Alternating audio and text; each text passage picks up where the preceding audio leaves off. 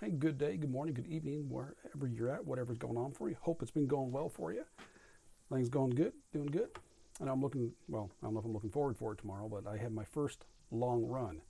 Long run for me is going to be 10 to 15 miles, and by run, I'm keeping that low heart rate zone, kind of zone tone, mathatone. So it's going to be a jog walk. It's going to be interesting to see how far it's going to take me. It's going to take me probably at least 2.5 hours. I'll have plenty of time to think, which is kind of on today's topic, in dealing with balancing the triad, which is how to train your subconscious mind for positivity. Might be some times out there where I might get a little frustrated, but you need to work on being positive. So your subconscious mind, you might have heard this about it, is that it's kind of like the tip of the iceberg is your conscious mind, while the subconscious mind is everything that's underneath. So there's a lot there. So subconscious mind is a powerful tool. It shapes your thoughts, your behaviors, and ultimately our reality. So train it to be positive can definitely significantly improve our overall well-being and quality of life. So let's go over a couple of different ways you can do this. One is doing a gratitude journal. This is something I've been doing for years. Matter of fact, I'm on my second one. So second one for me, so it means I got several thousand entries. So what it is every day, I prefer personally do mine just before bed. Some people suggest doing it in the morning to get your day started right, or get your day started off on a positive note. I prefer to do it at night just before I go to bed and fall asleep. And numbers from 3 or more, but I choose to do 5. So what I do is in my gratitude journal, I write 5 things I'm grateful for from the day. Same thing, you're going to do this in the morning, even whatever you do it. And it can be something very small. I'm grateful for the cup of coffee I had. I'm grateful I got a chance to talk to a friend. I'm grateful I was productive. Or something big. I'm grateful I got a raise at work. I'm grateful my blood numbers are down. Whatever it is, I mean, you want to have a variety, and you want to use a variety of things. You don't want to use the same thing every day because it's just repetitive, just becomes rote. You want something different every week so that way you realize you have a lot of different things to be grateful for. And that will help shift your focus from what you lack to what you actually have.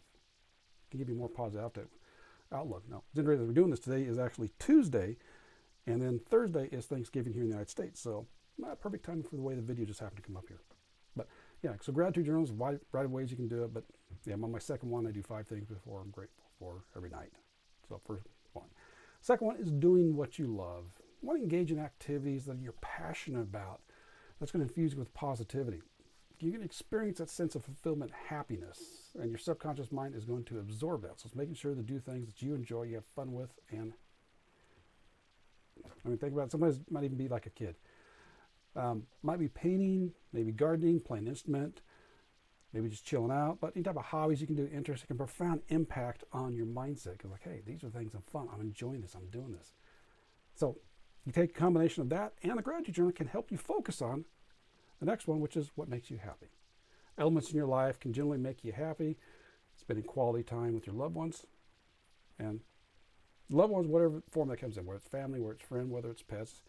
You can generally have quality time, maybe spending time outdoors, maybe it's pursuing personal goals, but what are the things that you generally kind of make you happy? And yes, happy is a choice, but there's certain things we can do that kind of make it a little easier to kind of go through and do that.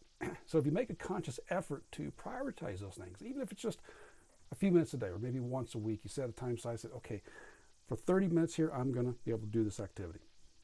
It can kind of definitely absorb your subconscious mind, can be absorbed that, reinforces those feelings of enjoyment and contentment, and makes you feel pretty good overall, get you more positive.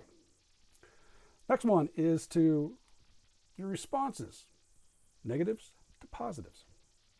So you want to train yourself to convert negative responses to positive ones. So if you're faced with a challenge, resist the urge the best you can to dwell on the negative. That's a lot of times what we do. We focus on the negative. I remember John Assaraf was mentioning how we focus on the negative and our mind is like a file cabinet. We think about something bad or even consider it. Our mind's going to go through the files and find bad stuff and say, hey, here's what happened to you before. Here's what's happened to someone else. Here's something that's out there. Here's the negative. We can also focus on the positive. So as we're going to reframe your thoughts. If you make a mistake, for example, view it as an opportunity to learn. You either win or you learn. You don't lose, you learn.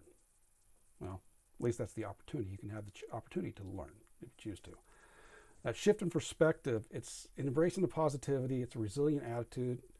And as you've heard me talk about more in some videos lately, it's not denying that you're going to get mad. Loved ones are going to pass away, accidents are going to happen. It's not denying those. It's just realizing we can reframe things a little bit. And again, as we just kind of mentioned, it's not dwelling, because sometimes what we do, we dwell so much on what happened. Sometimes it's saying, okay, we're dwelling so much what took place back over here, and it could be 10 years ago. We're still dwelling on that, even though life has moved on. It's like a Buddhist saying. The story goes, two monks, Buddhists or what, I don't know what his story comes out, but two monks were walking around. They found a woman trying to cross a river. One of the monks picked her up and carried her across, and they go walking along, set her down. Well, they're not supposed to do anything with women. And the other monk is just, man, he goes, how could you do that? We're not supposed to touch women. He goes, I set her down across the river. Why didn't you? He was still carrying that. So think about this time. I've been guilty as well. How many times do we still dwell on negative things that happened in the past? Instead of learning from it, we still hold on to it. So changing negative responses with that. And this includes yourself. Want to use positive self-talk on yourself, because our inner dialogue has a direct impact on the subconscious mind, because you're talking to yourself all the time and you're listening. So that can definitely be an aspect we want to work on, making sure we can change those self-beliefs, replace them with empowering, encouraging thoughts. If you're always saying, okay, I'm negative, I'm stupid, I can't do this, catch yourself and say, okay, I can't do this. Change it to something, I'm capable and resourceful. I can't do this yet. I'm going to figure this out. Something you can change it to. One technique you might have heard me talk about is you take your phone, and there's apps for it, as well, actually I had mine, is it goes off randomly throughout the day, however many times you want to do it. And when it goes off randomly, take it, what are your thoughts? Were they positive or were they negative? If they're negative, take a moment, step back, reframe it a little bit. And as you go over time, you're going to realize when you start, the alarm goes off, they're positive thoughts. But overall, yeah, you want to use positive inner talk there. And over time, those affirmations you keep telling yourself, replace the negative with some positive ones. Encouraging, empowering beliefs, which you want. It's going to rewire your subconscious and basically boost your self-esteem and confidence. And the last one we're going to talk about here is, along the same lines, is taking care of yourself. Self-care is crucial. And this is where having a healthy body, mind, and spirit, balancing the triad, can have a significant role. Feeling mentally and physically good. And when your body and mind and spirit is in good shape, you're more likely to radiate positively and optimism. I think that's one of the reasons why, if you heard my story, I was able to go through cancer so easily. 3 weeks, went for a simple biopsy, woke up in ICU with a tube, all tubes coming out, bunch of me. Wasn't expected to wake up in ICU. Following week, cancer diagnosis, following week, 8-hour surgery. But I handled it all. It's like, okay, no big deal. I think a lot of that everything has to do with that, because I was been working on balance of the triad. I worked on my different areas every day. To take those little bits and say, okay, here's what I can do.